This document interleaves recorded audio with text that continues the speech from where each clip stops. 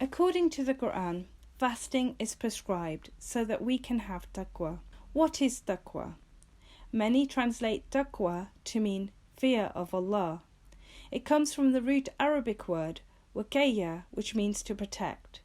Thus, we should use fasting as a means to protect ourselves on the Day of Judgment. Let us look at how fasting can be used to attain taqwa in more detail. Fasting in the month of Ramadan is an opportunity for the training of the heart for the rest of the year.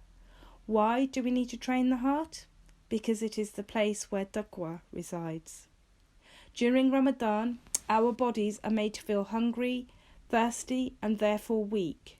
Whilst fasting, we are fighting the urge to eat and drink. If the heart is trained well, and therefore submitted to Allah, it can be used to control the whole body, to live as Allah commands us to, while shunning the things we are not supposed to do. We know the shaitan and his army are locked away in Ramadan, so this is easier to achieve. As humans, we are essentially the same as animals. It is only our ability to reason that marks us out. But if we stick with our base instincts, we are no better than animals, because then we follow our desires without any thought of Allah and His purpose for us. This is what happens to us when our hearts are not trained well, which results in us having little or no taqwa. The training of Ramadan allows us to be more than just animals.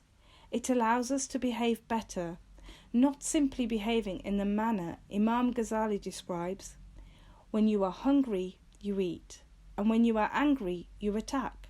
How will you progress any further down this path? Are the beasts your partners?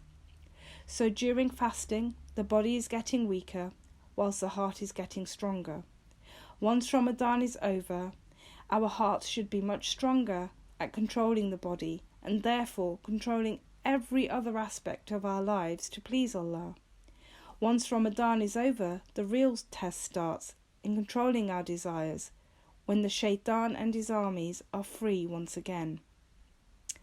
According to the Prophet ﷺ, every child has the inclination towards taqwa, and it is the parents who then decide to raise the child according to whatever faith they choose. Imam Ghazali states, deep down in our subconscious, every human being is being asked, "Am I not your Lord?"